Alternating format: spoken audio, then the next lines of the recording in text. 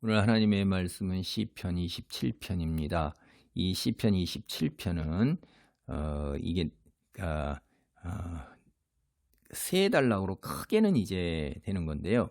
처음에는 하나님 임재에 대한 확신이에요. 그게 1절로부터 3절까지고, 그리고 하나님의 임재를 바라는 기도를 4절로부터 6절을 드리고, 또 결이 다른 하나님의 임재를 바라는 기도를 7절에서 12절까지 드려요. 그러니까 이게 가운데에 하나님의 임재를 바라는 기도가 들어가 있고, 그 다음에 13, 14절이 하나님의 임재에 대한 확신. 그러니까 샌드위치처럼 위와 아래가 하나님의 임재에 대한 확신이고, 가운데 그 샌드위치 속에 들어가 있는 게 하나님의 임재를 바라는 기도를 드리고 있는 거예요.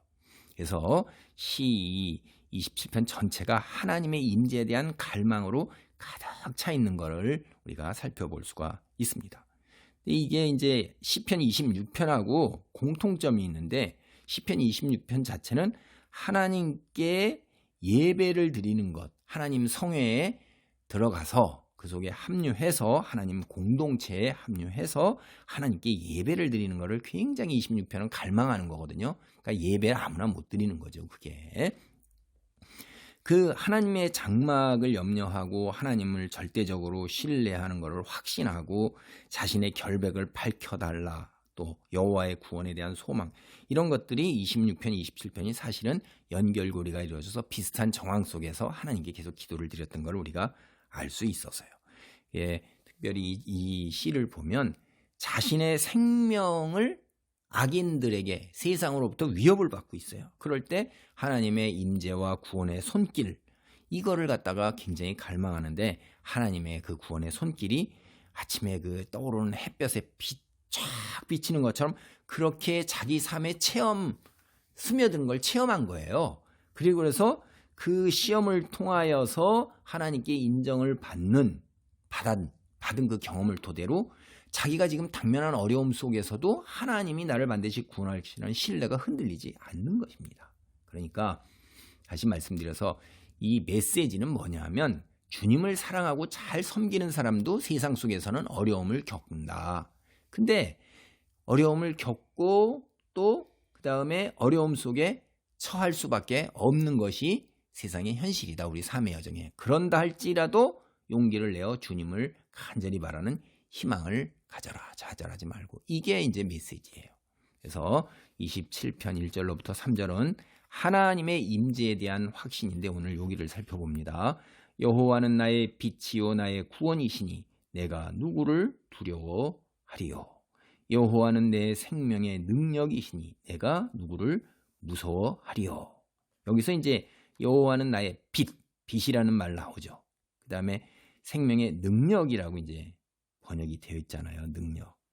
근데 이 능력을 이 낱말이 이제 넓은 말로 쓰여요. 그래서 새 번역이나 공동 번역은 피난처라고 번역을 했고, 아가페 성경이나 이제 영어 성경은 거의 다 이거를 요새라고 번역을 해요. 요새, 성체. 그다음에 우리 개역 개정은 이제 능력이라고 해놨잖아요. 현대어 성경, 현대인문화 성경은 바위 이렇게 번역을 했어요. 결국 이게 이제 뒤에 가서 우리가 살펴보면 알겠지만은, 어쨌든 이게 다 하나님의 그 뭐냐면 보호하심을 갖다 상징하는 거예요. 피난처, 요새, 바위, 반석, 이런 게.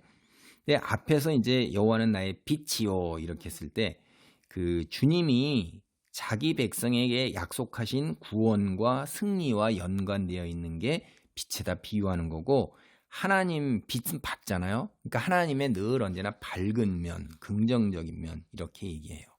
하나님을 빛이라고 이야기하는 건 구약에서 여기가 유일한 거예요. 우리는 요한복음에서 빛이, 예수님이 빛이라는 게 딱 나오잖아요. 세상의 빛이요 이렇게. 구약에서도 이미 하나님을 이제 빛으로 이렇게 묘사를 하고, 이사야서를 보면 그 이스라엘의 빛, 자기 백성에게 구원을 베푸시는 하나님은 빛이시다, 이렇게 이사야서에서 얘기하고 있는 걸 있어요. 그래서 이제 1절에서 나의 빛이요 나의 구원이라는 것은 같은 의미예요. 그래서 하나님의 구속과 축복을 이 기도하는 사람이 이미 체험을 한 거예요.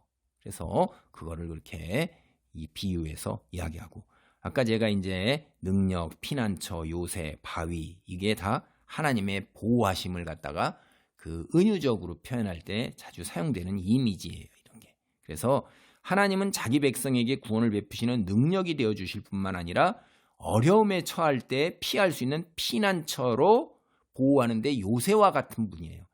절대로 파하기가 불가능한 거죠. 그런 건. 그래서 우리가 보면 하나님의 구원과 보호 사역 이거를 상징하고 은유로 잘 드러내지는 거예요.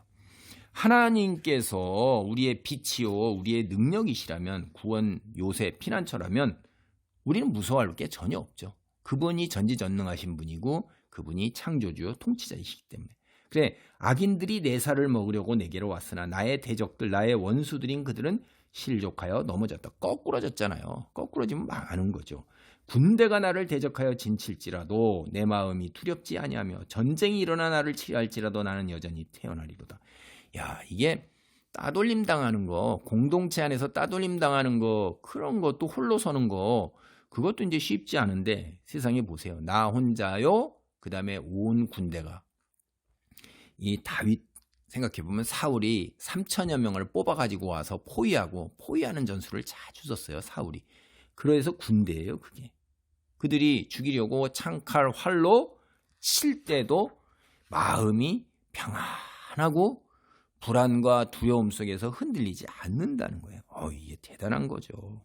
이러한 상황에서 우리가 평정심을 그냥 유지하는 거예요. 하나님을 믿고 신뢰하기 때문에 두려움으로 요동치고 막 마음이 불안하고 있는데도 이렇게 고백을 하는 것입니다. 여러분 우리가 이 시편에서도 보는 것처럼 하나님의 전지전능하심을 믿고 자비와 인자를 믿고 보호를 확신하고 의지한다고 해서 우리가 어둠이나 위험이 면제된 삶을 살 수 있어요? 그게 당장 즉각적으로 없어집니까? 그게 아니잖아요. 우리가 살아본 경험도 그렇고 여기 이 사람도 마찬가지 뒤에다 가면 삶 속에 어두움과 위험은 찾아와요. 그 찾아오지만 이 노래를 부르고 찬송하고 기도하고 할 때에도 이런 어두움과 위험이 찾아오지만 그러한 순간을 겪을 때라도 세상 사람들처럼 하나님을 전혀 모르고 혹은 믿지 않는 사람들처럼 낙담하고 좌절하지 않겠다는 거예요. 그게.